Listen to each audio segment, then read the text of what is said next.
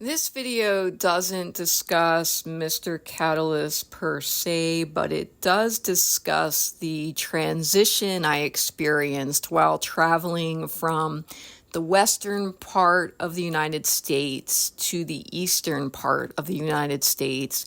I felt that it was important to just discuss a little bit of the background and what I was facing as I was approaching Philadelphia, because oftentimes when situations like this come into our lives, we are vulnerable and we don't know it, and we are also in a time of transition.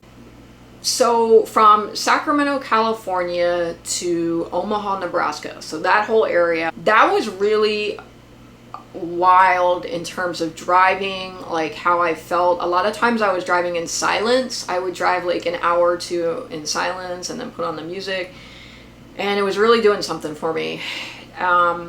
It was just between that and going to the yoga and just clearing stuff out, because I knew there was something in me that said, you know what, when you hit Philly, things are going to get a little crazy. So, and part of me was like, oh, that's probably just me being a little paranoid, but no. That was my gut telling me, yeah, things are going to get a little crazy there.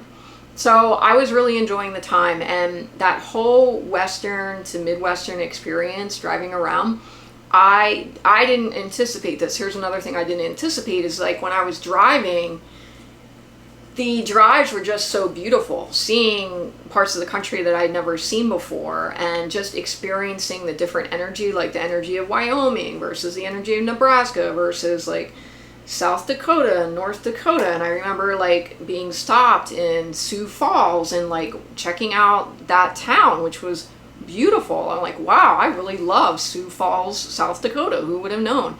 Like, go to the falls in Sioux Falls, South Dakota. But not only that, check out the living there. It was just quite beautiful. They do get tornadoes. I drove in after a tornado, but luckily it was a minor one. And once again, it was another Airbnb, and my hosts were super nice. I really had great experiences with my Airbnbs overall.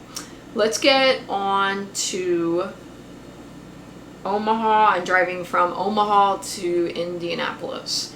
So when I got on the road to go to Indianapolis, like, it immediately, I could just feel the difference, the shift in the energy. I remember that was a tough drive. That was probably the longest drive I had, like about a 9.5 hour drive. And it was congested. There were a lot of trucks, a lot of construction.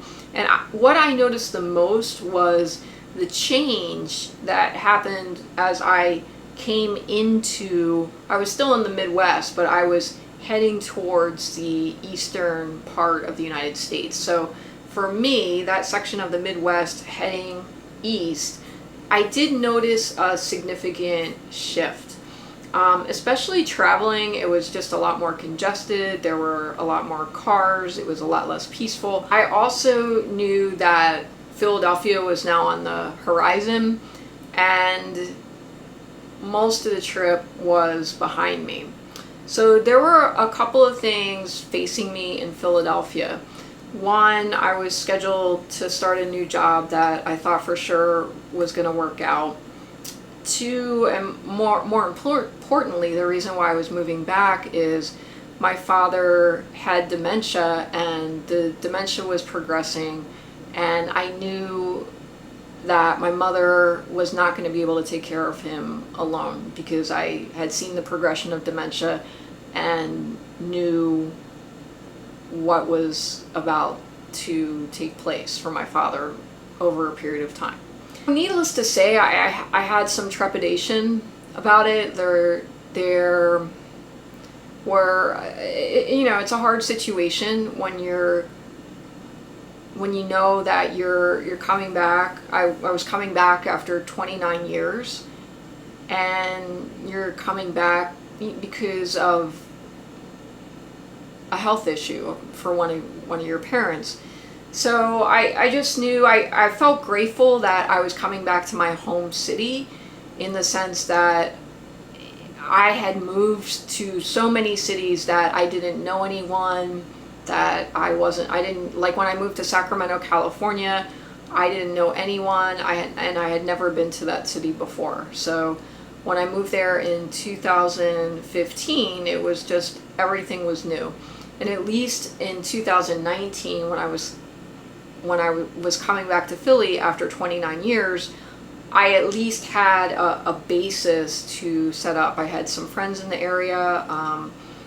There was something in my heart that knew that it was going to be kind of challenging, but at the same time, I felt ready to face that challenge. But part of me knew that my time, that this beautiful time that I had, just taking this cross-country trip for a month was something that I was always going to treasure, because who in the United States has a month to drive cross-country? So I was very, very appreciative of that.